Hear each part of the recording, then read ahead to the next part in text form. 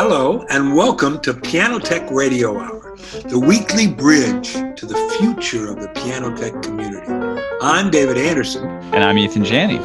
And we're here to ask great questions, and then we'll shut up and listen to some of the authorities, experts, and most outstanding personalities in our little world of pianos. So, put on your best set of headphones and let's get started.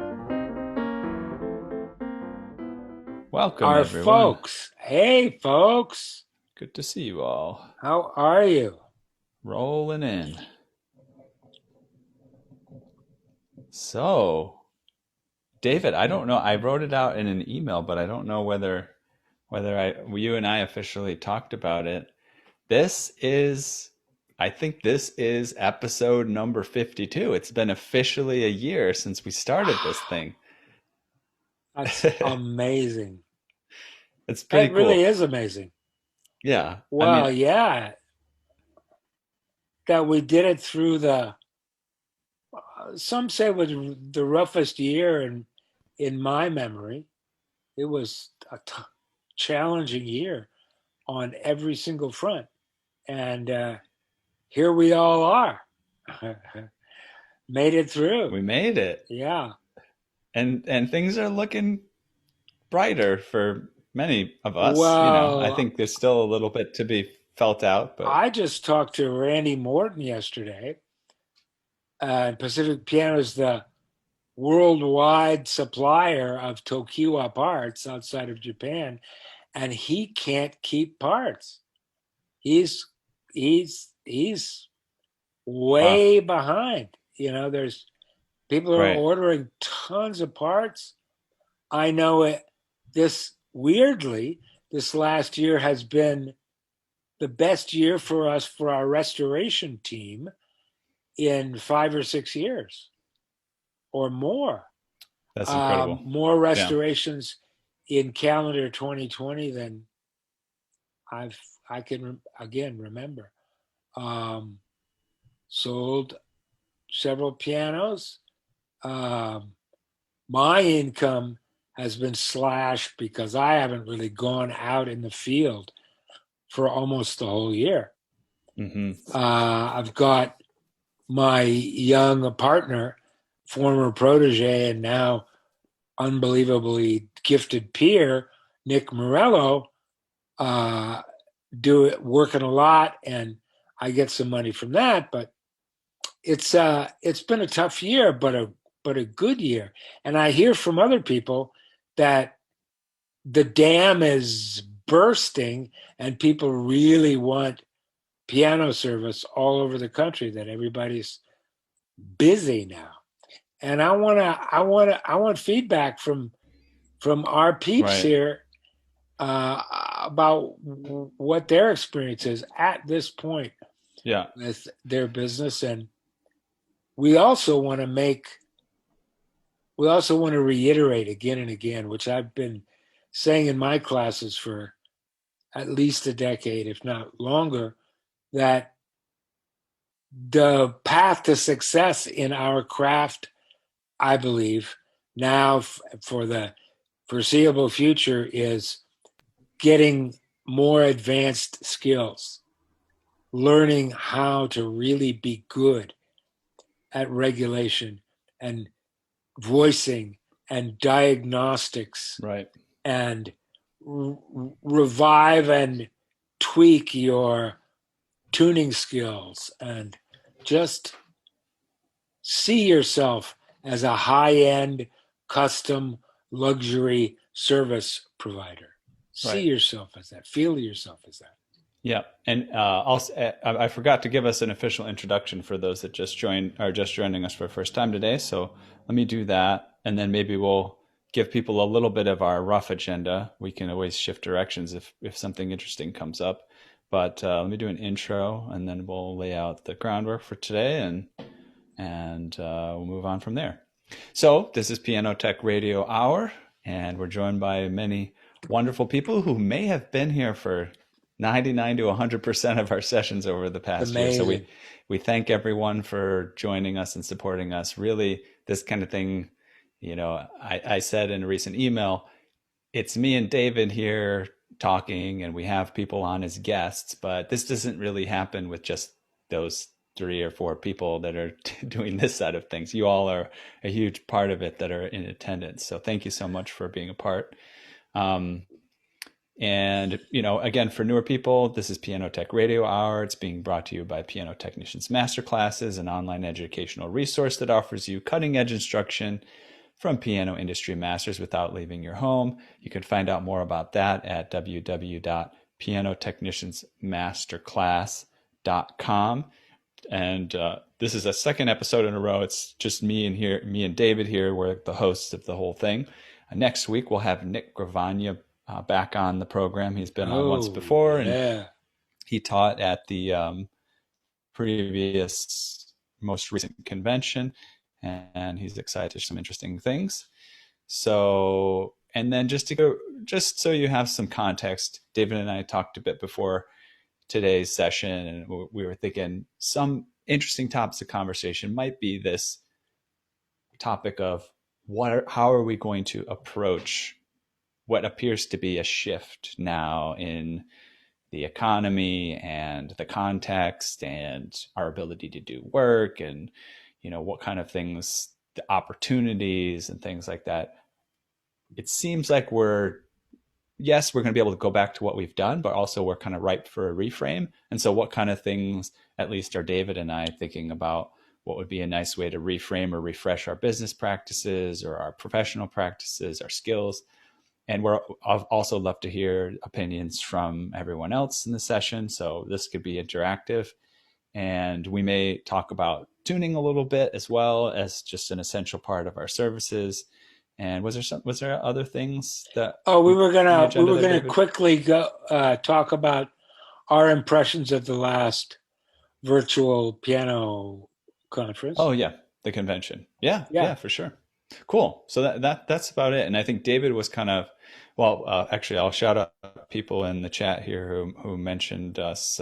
Thanks, Paul, for your congrats on us pulling off these sessions. I don't think we didn't really miss a week at all. I mean, we technically missed a week because of the convention last week, but I wouldn't count that. Nancy Salmon said, thank you both for all your work and valuable, a good thing to come out of this year and perhaps worth continuing.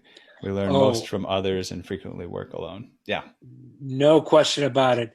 I love this community, and seeing the same names pop up and the same people, it's just very inspiring to me that we've just created this community basically out of these disparate, kind of isolated craftspeople from all over the world.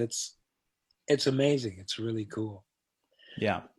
And not to speak for everyone, but I have gotten some messages from folks just with appreciation for these things. One of the things that stuck out to me that someone said is that you know what you don't know, and that was what they really appreciated about having these sessions. They might not have known what they would get out of it if they hadn't attended, but now that they've attended, they're glad they didn't miss it. So I'm glad to hear things like that. We've had some amazing guests, really. And people have stepped up to the plate.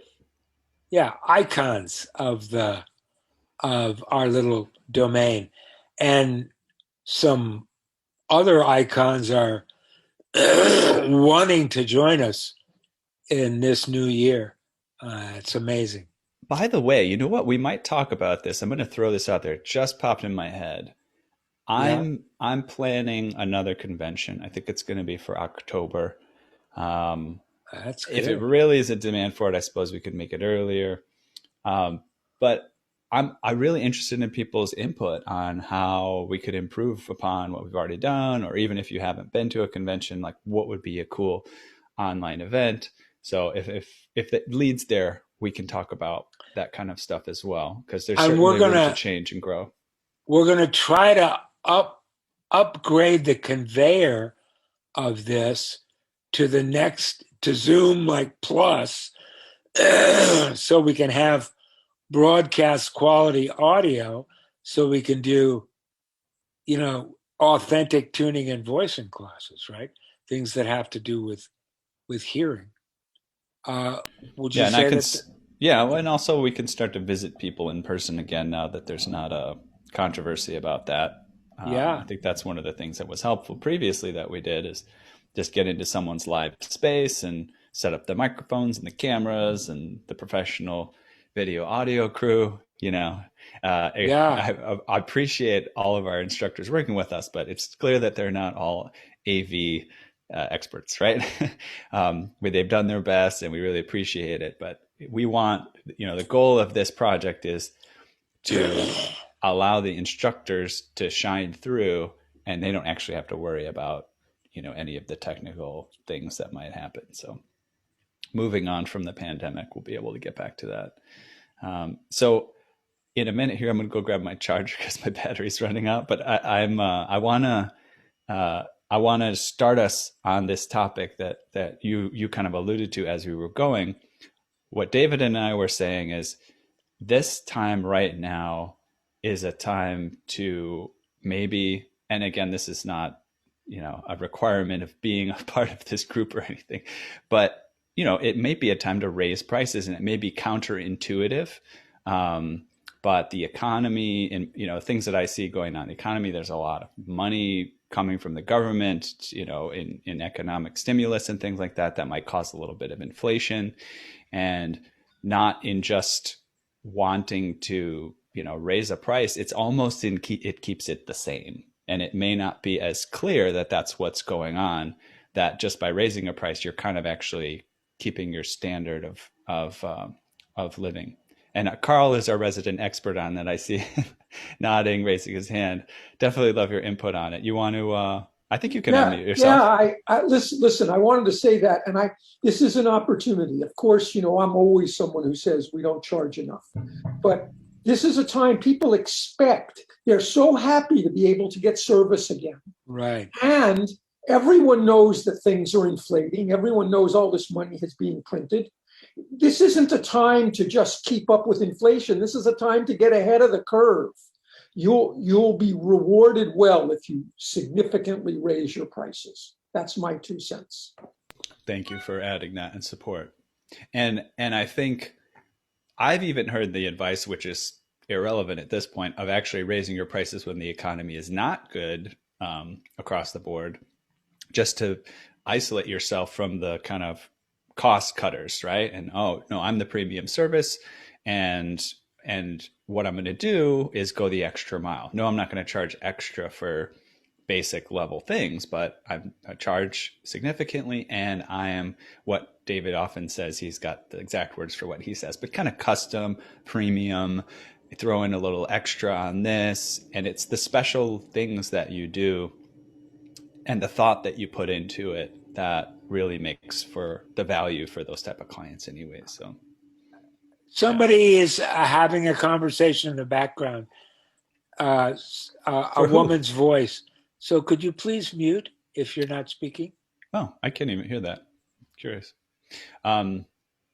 So David, what are you still hearing that voice, by the way?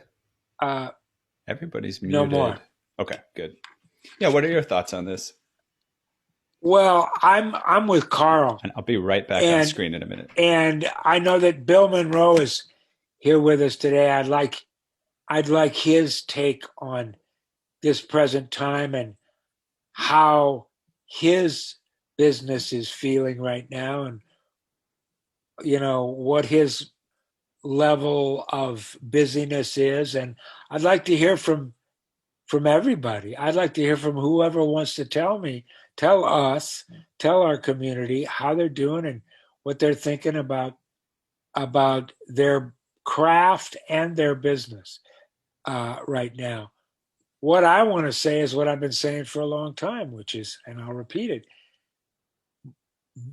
they with the most skills win.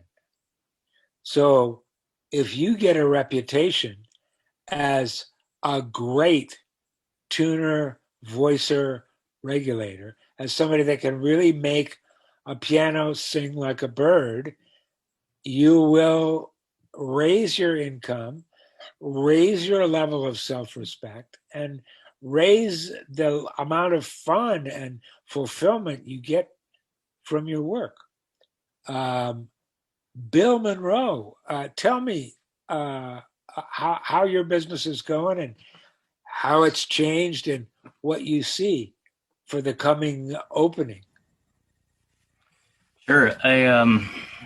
I find myself in the fortunate position, I guess, things are as busy as they've ever been for me. Intellectually, I have, for the last 5 or so years, have managed to get my brain on board with kind of what Carl talks about. And this, like, historically, we don't charge enough as piano technicians. And so I've come to grips with that intellectually. I still struggle with the mechanics of it internally. Every time I raise rates, I always feel like, oh gosh, I don't want to be doing this. And every time I do, it's met with just more and more success. And there's some sort of disconnect in my own personal brain where, for whatever reason, I can't put those two things together enough and just convince myself at the outset, like, yep, it's time, rates have to go up. But it always works in my favor. I guess for me, a stark example of that was this past year in 2020. And actually, as we came on the air here, I was just about to open up my books and look and see if I could find the exact reason. But I did not work for 2 months in 2020, and just shy of 2 months. And 2020 was my best year ever as a piano technician. Wow. And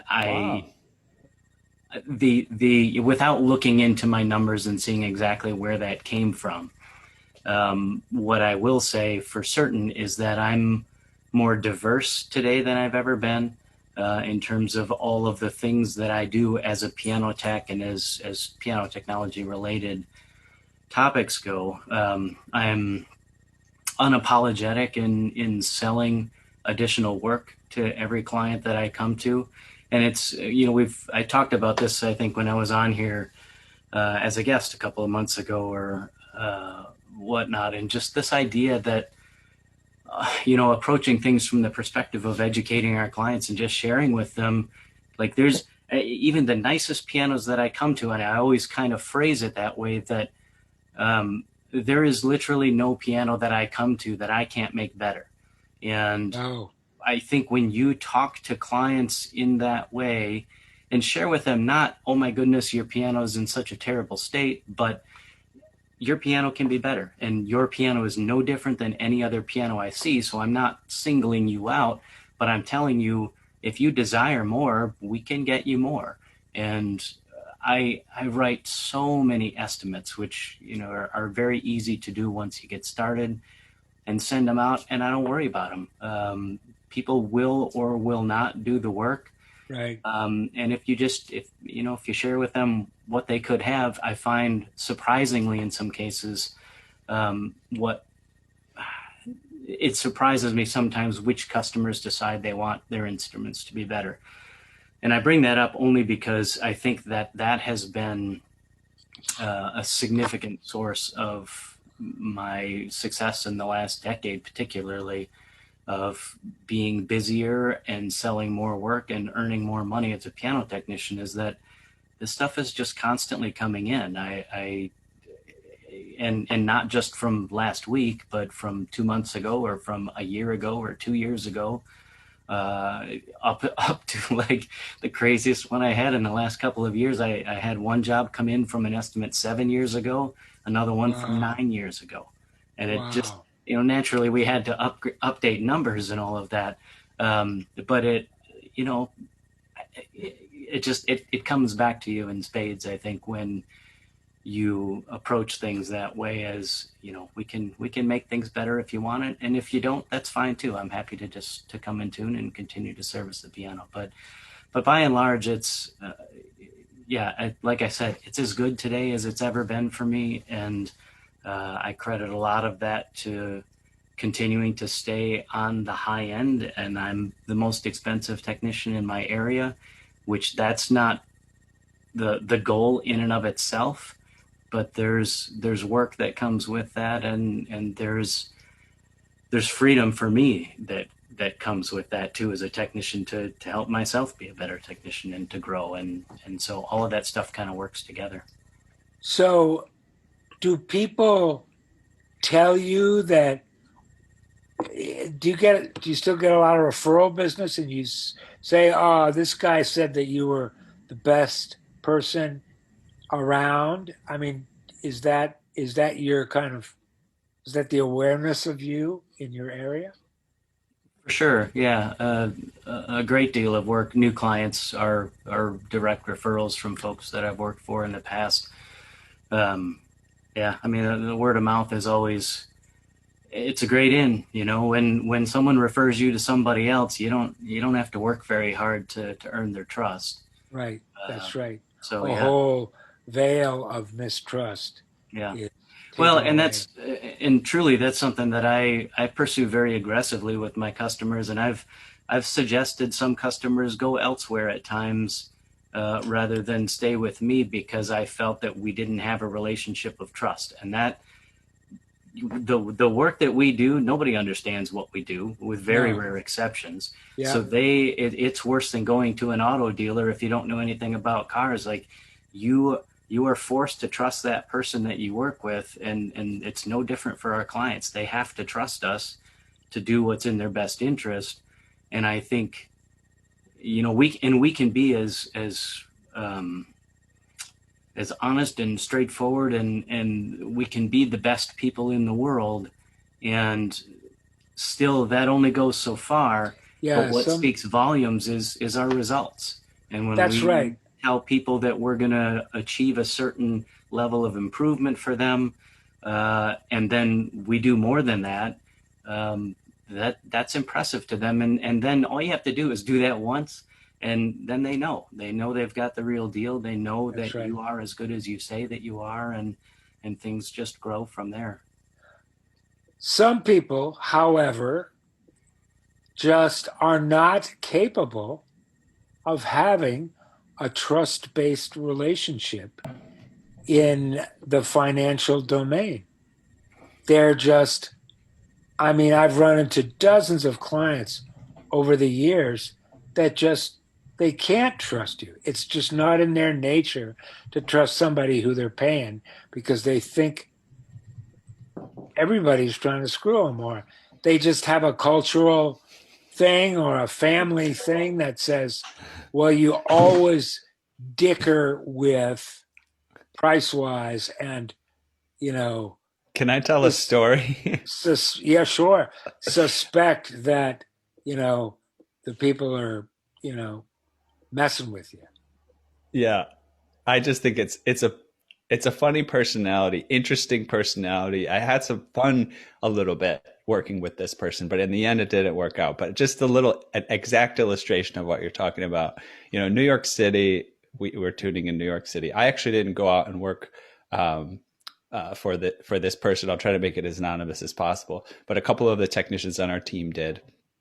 And it was exactly what you're saying, David. It was I'm sure we've all had this experience. You do the work, and then they planned that they go through and just try to find something wrong as a negotiating tactic. That's it. Oh, what's this? What's that? Or this is a little bit of, and it's just kind of manufactured because they're a negotiator. And I will tell you, this particular person was one of those people that had photos of themselves all over their house with famous politicians. I'm talking Bill Clinton, George Bush Jr. and Sr., like just connected and all these things, but a negotiator, like we know that personality, and kind of a negotiator back from like the 80s style, really hard negotiator kind of thing.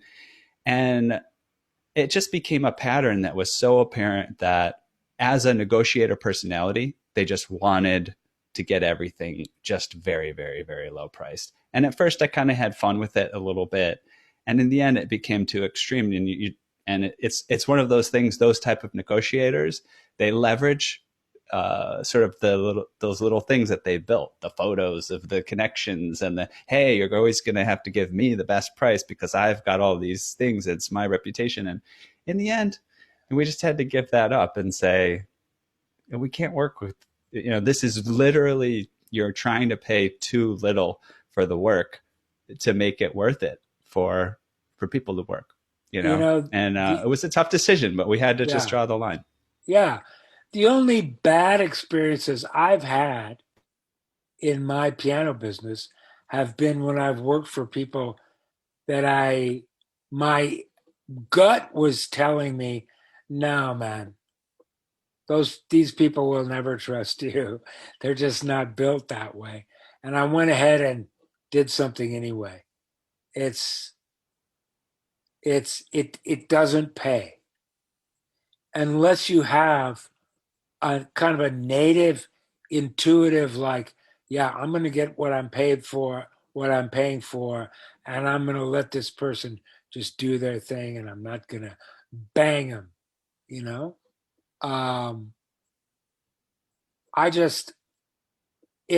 it's the most aggressive advice I give to people starting out or in the early parts of their career in this business. Don't deal with clients that don't trust you. It always leads to a bad end, whether it's a minor bad end. You have to tell them you're not going to work for them anymore, or a major bad end, they sue you. They stiff you and sue you, and it's not good. And I'd love to hear from some of my brothers and sisters here about their experience. How are we doing in the chat? Anybody got questions in there? I know that Josh Martell had a question about enrolling teachers to get their pianos students tuned, and that's always been kind of like in my experience, a dead end. And by the way, I thought I saw someone waving, but maybe they weren't. I just want to check in. Robert Wilson, did you have something to say? Just to tell you of my experience, I'm speaking to you from London. Yeah. Just a quick question. Have you joined us before? Or is this every time, yes. Oh, okay, great. Yeah, I don't think we've talked to you, though. Nice we haven't to meet talked to you, but I see your shining face every single time, brother. Well, my experience is I haven't worked for a whole year. I'm like David. I haven't been out on the road.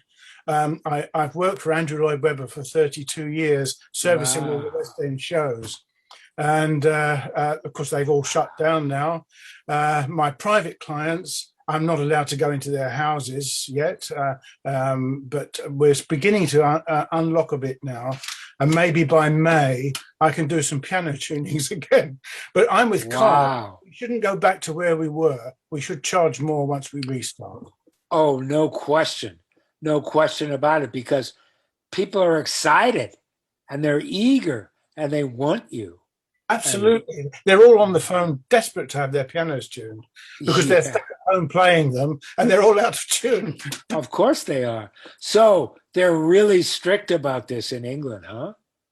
About you not going into people's houses? Absolutely. But we do have the luck that our government pay us 80% of our profits, averaged over 3 years. For while we're not working. So, I mean, we're not desperate, but it's not a financial catastrophe. Oh, that's amazing. That's amazing. We're very lucky. Have that support. You're very lucky is right. Because we don't have that kind of support in the United States. I lost easily $40,000 or $50,000 this year by not going out and working. And there's no way to recoup that for me. I mean, there's small business loans which you can apply for, and I got one small one for $10,000, but that's it. There's somewhere between $30,000 and $50,000 I just lost, and nobody's replacing for me, and I can't replace for myself. So it's tough, but You're finding that people are very eager now. And what Oh, is they're it? on the phone every day. They desperately want, because I can't go yet. But I think in May, if things go well, in May we might be able to unlock a bit more and catch up with things like that. But I miss them. It's been being locked down. Your life changes quite a lot. It does. Trust me, I know that. I'm gonna create a little poll. I don't know if we've done this in these before, but to find out who, and it's anonymous, who might have taken advantage of, the recovery loans and grants and things. And I don't know the latest, but I feel like I got an email that said if my business hadn't taken $10,000 in recovery assistance, that depending on your area where you live, you might be able to get some more recovery assistance too. So Well, that's awesome. that could be useful for us to throw out there. I'm sure maybe someone in the group knows something about that. I do. Can I say something? My Sure. wife Go just ahead. applied Absolutely. for there's a new round of PPP loans through a company called Womply.com, WOMPLY. It's a 5-minute process. You basically get a loan for 20% of your gross for your last tax year filed. So, if you had $100,000 in gross, you'll get a loan for $20,000 that's forgivable. And Wow. as a self-employed person, usually 60% has to go to wages. But as a self-employed person, that requirement is waived. It just has to be for legitimate business expenses. Wow. Thank you, Carl. WOMPLY. Womply. They're the people giving out, doing it. It's a 5-minute process. It's really easy. You upload your bank records, you upload your tax records, blah, blah, blah. Wow. Okay. That's beautiful. Wow. Yeah, some of this stuff is not. I mean, it's. I struggled with it just because I struggle to keep track of bureaucratic things. My mind just blanks when it's just filling out forms and stuff. I just want to do things that feel more productive. But that having been said, a lot of these forms, once you just figure out how to do it, it's relatively simple. So, sometimes it's just a handful of numbers you put in there and upload a bank statement or something, right? And so that's useful to keep in mind. Was somebody going to say something? I didn't mean to cut him in. Yeah, Donna, what do you got for us, Donna Bird? Bird's the word. Let's unmute you. There. There you go. You don't know how glad I am to see you all today. I totally lost today. I tried to go to a funeral and there was no one there, and I tried to go to church and Zoom didn't work and nothing technical worked. And oh my gosh. And I painted my kitchen ceiling last night till about 11 o'clock, and with all my lamps couldn't see any longer. But my burning question is, though I've been retired for 10 years, I can't give it up because of the pull of loving the work.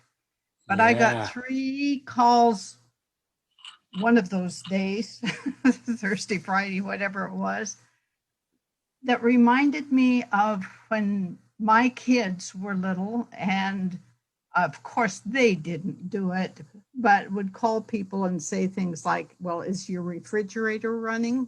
The call came from 3 people. One had just inherited an instrument that I believe Elton John had autographed, and so forth and so on, and a bunch of details. And it would mean so much if I could call and make the piano better. One from an Asian sounding woman who just had been given a piano by her sister, and it would be so dear to her heart if I could come do it. and the middle one I don't remember, but they all had a certain text, like they were in the same fraternity sorority co-op and were just seeing what they could do, or perhaps they'd all seen my car with the number on it at the COVID vaccine site. But it just seemed totally bizarre to get that kind of call.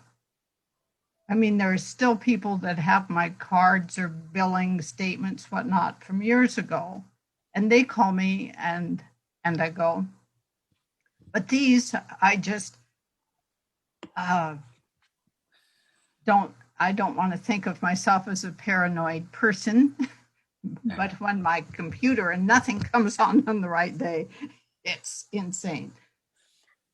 So your burning question is, should you get back with these three people?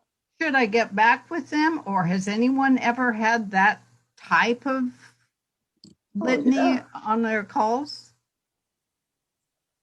Oh, sure. All the time. I get some calls from people that said, I heard about you from a neighbor that I had 10 years ago. And she said you were the best technician that ever came to her house. And now I'm calling you. And I get all kinds of strange calls. You know, I inherited this piano, or I got this piano, or my grandmother who lives way far away from me passed away and I inherited this Steinway and 3 in one day. I've had 2 in one day. Yeah. Okay. I mean, there's no harm. You can just call them back and see. You'll be able to see, Donna, within 2 or 3 minutes whether they're real or not, right? Just ask them some questions about the piano and where you got it, and just ask them some logistical stuff. And if they start to get, hinky, you can see that this is what you thought it was, and, but I would, if it's really a real opportunity, don't let your paranoia drive you away, because those would be amazing opportunities for you to practice this craft at a high level. Yeah, and you can also have a friend or associate call the people back and say that they're your booking, assistant or something, and just have them have a little conversation just to filter it and make sure that it all makes sense. You could do that. That's a great idea. Yeah. I would have, if I had a question about somebody, I would have my business manager who works, part-time for me and does an incredible job. I would have her call them and just kind of try to set an appointment and talk about the money and see what they said, right? Okay. It's not something that's just a wild hair. No, I wouldn't say. I mean, it could be, but it's a weird prank, to make up these stories. I just don't see it. I think you should call them back, and I think you'll probably get to work. Let's talk about Josh Martell's question. Do we talk to piano teachers about tuning their student pianos? Well, my first question is, how many piano teachers do you have, and are they good clients? Because in my experience, the percentage of piano teachers that can be good clients is really small where I live. Most of them hardly ever tune their pianos. They're cheap. Yeah, for me, us in New York, I know there's a handful of piano teaching. The ones that have been the best for us are the ambitious piano teachers who have decided to create a little school out of what they do. Yeah, the high-end ones. Yeah. Yeah. So we've got a guy, he was one of my first clients when I moved to New York, and he's used all the different tuners that I've had on my team, and he loves our service.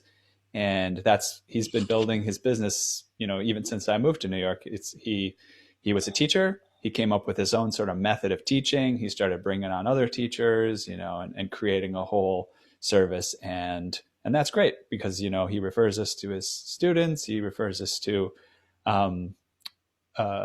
his other teachers, and so that's a great resource. And by the way, interesting thing about that particular client, he also refers other technicians sometimes. And I'm not sure why. And maybe he vacillates between times that he prefers, or maybe he has specific clients that he thinks would work well with one type of thing. So at first it would kind of bother me a little bit and be like, hey, we're your piano referral people. But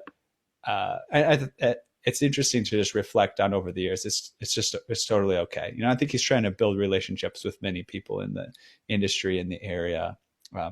And then, there's a few more teachers that are like that. We try to hold on to those and give them, just treat them well and appreciate their willingness to kind of share.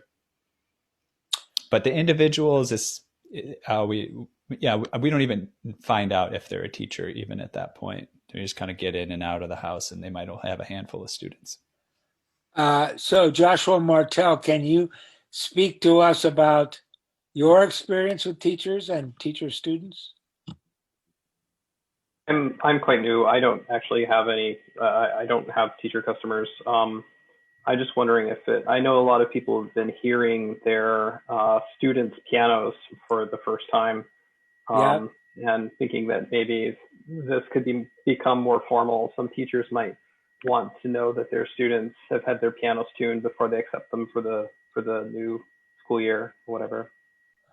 Listen, if you have a good relationship with a teacher and you perceive that they trust you and you can have a good relationship, then by all means exploit the fact that they have 10 or 20 or 30 or 40 or 50 students, and that every one of those people, I'm assuming, has a piano.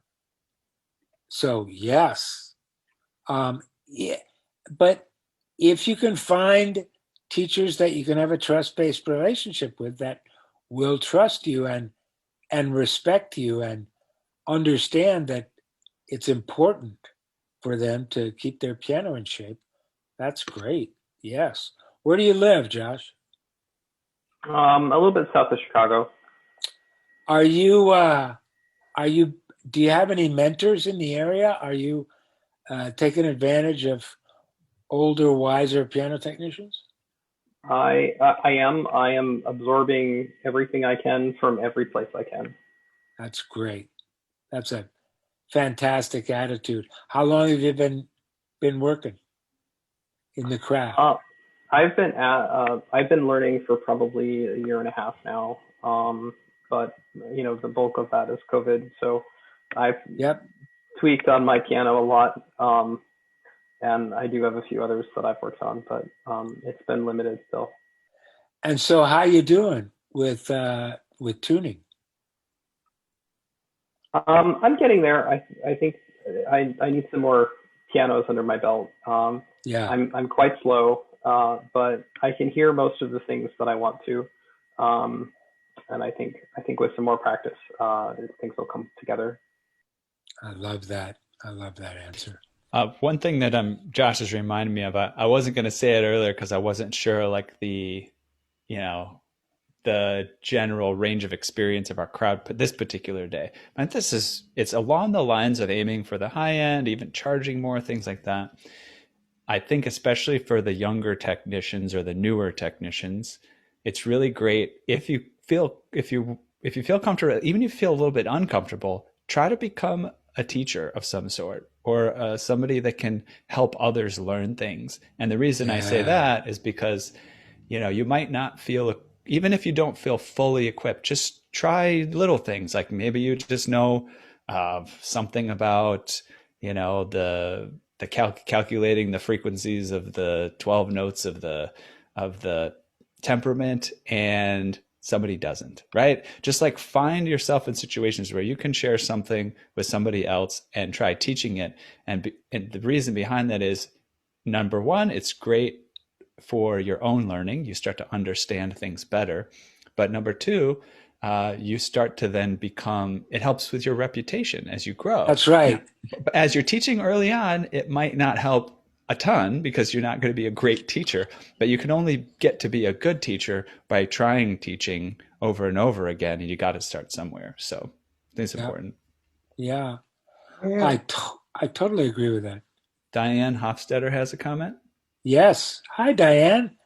To talk about a group of teachers who need us, and especially new people. About 15 years ago, I was working for a community college, and I tuned their piano, their Börsendorfer, for a concert the symphony was putting on in their new concert hall. And after the concert, the president of the symphony came down and spoke to me and asked me if I would tune for the school district. So I went to see him at the district. He took me to every one of 57 pianos that the school district had accumulated since the early 1950s. And the first thing I said to him after 2 weeks of going around, and he was fascinated with what I was showing him. He was totally fascinated. I said, well, you've got to start getting rid of many of these pianos. And anyhow, he's just Mr. Music of Longview, Washington. And we worked together for a long time.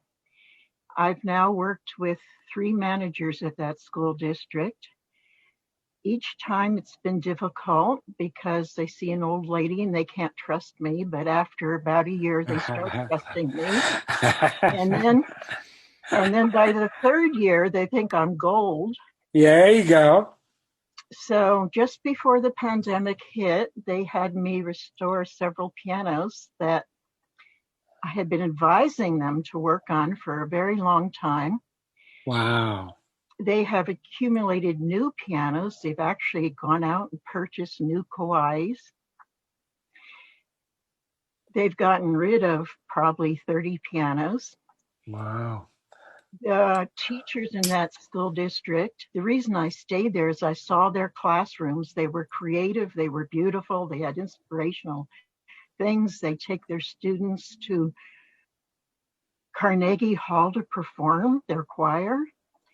I mean, they're fabulous people. So you won their trust.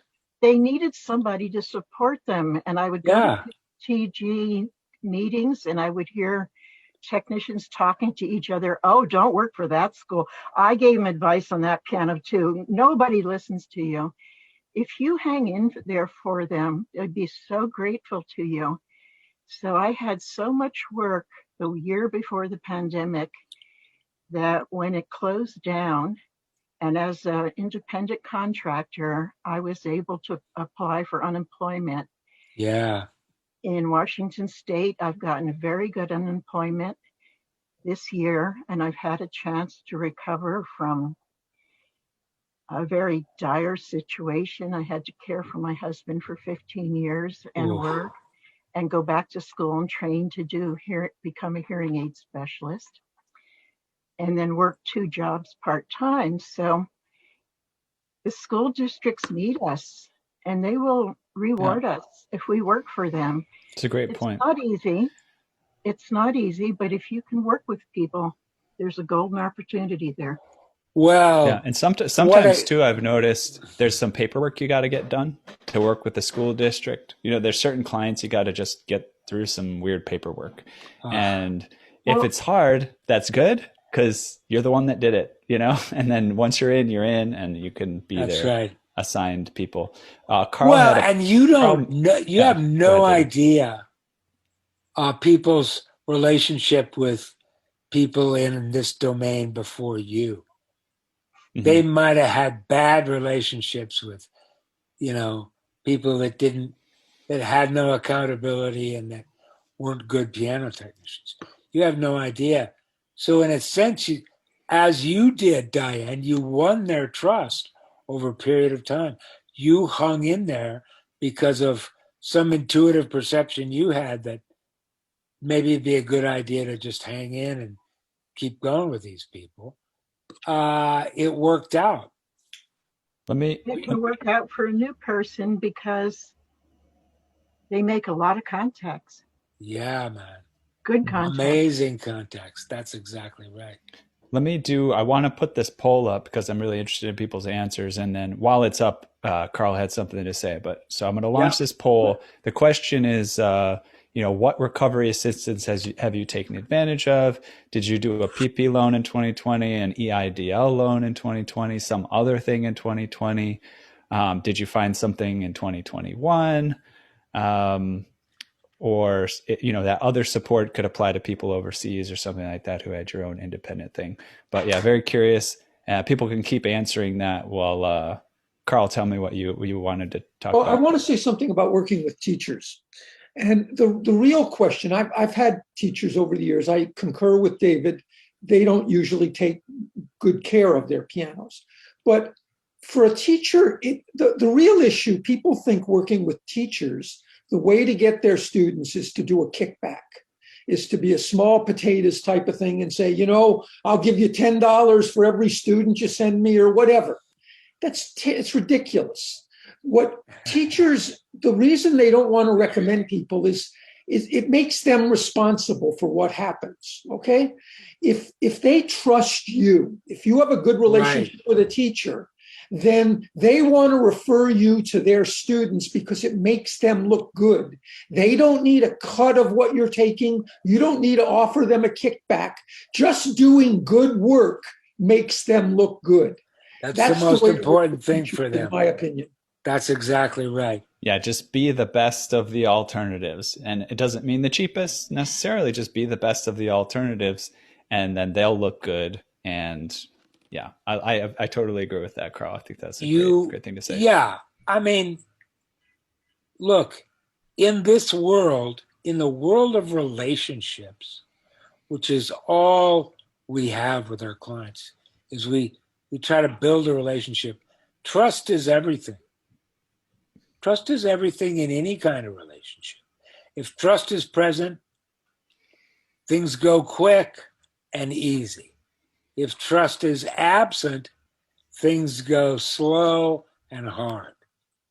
That's just the way the world works. Carl, I don't know if you told me this once, but I don't know if we shared it to the group, and I thought it was interesting.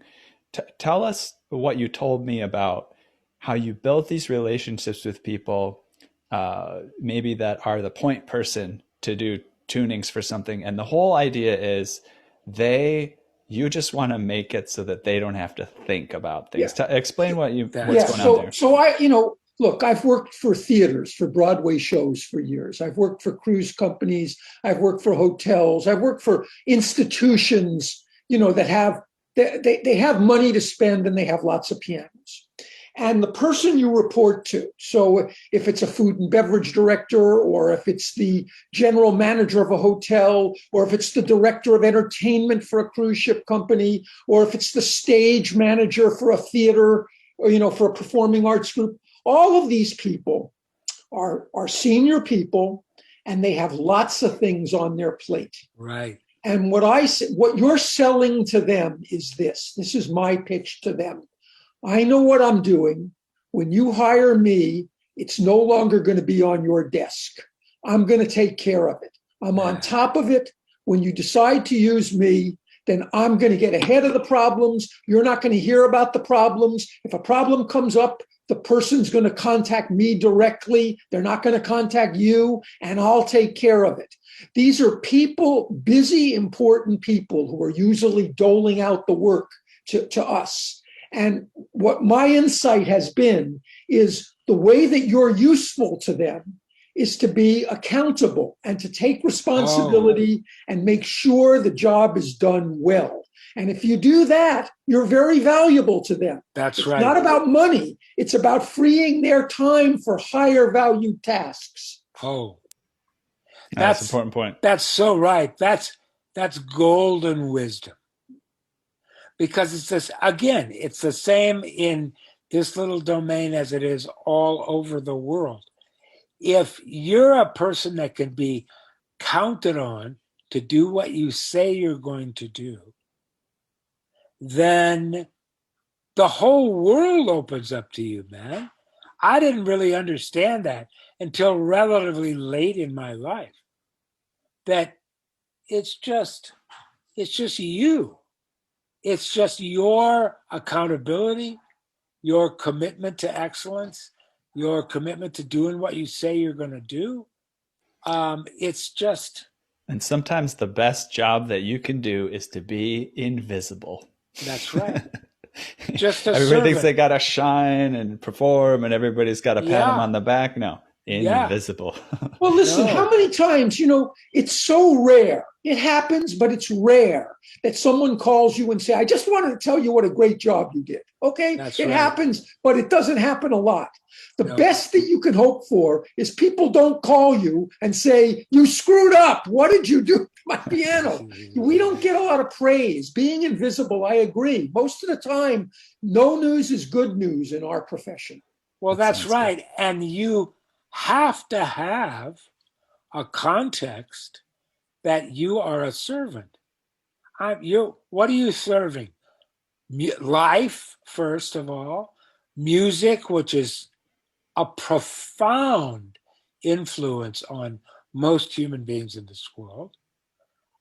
This venue or entity or something, and then the individual. You're really in relationship with all this, all these things. And if you're perceived as useful and helpful and drama and trouble free, then that's the definition of a good servant. That's the definition of a good servant. We got a couple minutes. That's well said, David. We've got just a couple of minutes left. I didn't want an opportunity to share the results of this poll that we did. It's interesting to look at and refer to. And so we had 26 people answer the question. 15% took a PPP loan in 2020. 8% took an EIDL loan. 31% had some other form of support in 2020. I know someone mentioned that unemployment compensation wasn't on the list. I would put that maybe in that category or something. Other support in 2021, we had 23% of people. And I believe I made it so you could pick multiple things. And then nothing was 46% of people. And I would say, just in wrapping up here, maybe it's a good thing for us to all leave on, is to go out and spend, maybe commit this week to looking and seeing what support is out there, especially if you're in that 46% of people that didn't get it. Because some of this stuff is like, it might take you a few hours to figure out the details, but it might be worth thousands of dollars. That's right. And hopefully there's still some things out there. Again, I'm saying this again. It's difficult for me sometimes to get into the weeds and paperwork and things, but I was able to take advantage of at least a few things. I actually had a friend help me. I said, hey, you've been getting these loans and things like this. It seems like you navigated, you know how to do it. Can you give me a little bit of advice? And technically, I don't think it's legal for someone to charge you to help you with this. But I just said, hey man, I'll throw you a little bit of cash just because I really appreciate your time and energy, And it wasn't about him kind of hawking services and taking advantage of the system. It was I don't think I would have gotten it done if you didn't help me, right? So yeah, consider that and make sure that you take advantage of the resources that are available. So also, anything, just have confidence in your own ability to raise your rates, raise your own experience of self-respect, raise your level of craft and excellence in your craft. You can do that if you want to, if you believe you can. If you don't believe you can, you won't, and you can't. But if you do believe you can, it's weird. And it's not New Age BS or anything like that. It's real, true, old, ancient wisdom. As you believe, so you are. Aristotle said that. It's true.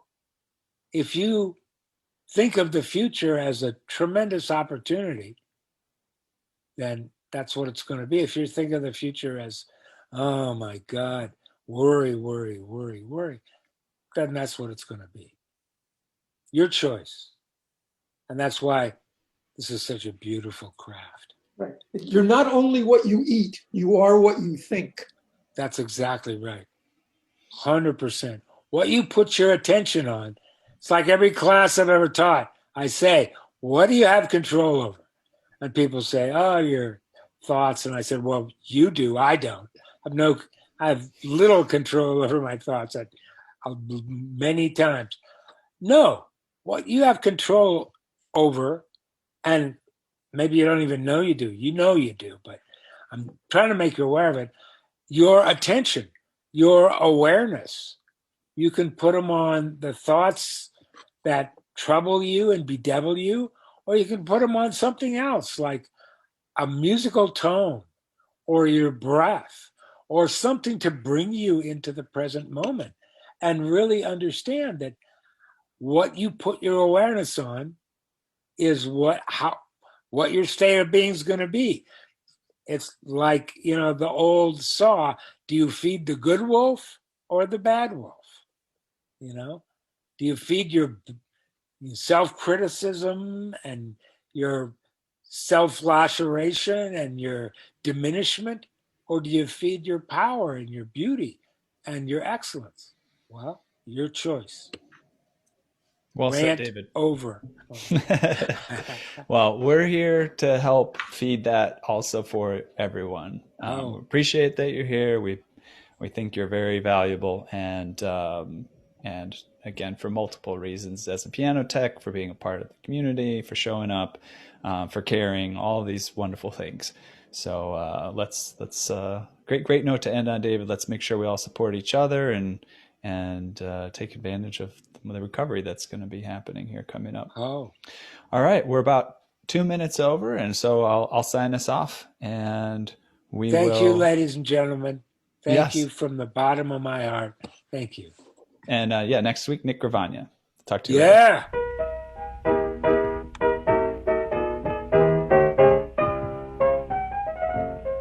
Thank you so much for giving us an hour of your time. Remember that you can catch us live online every Saturday at 2 p.m. Eastern Time. That's right. Go to pianotechradio.com to register so you can interact live and ask questions of our guests. See you next week.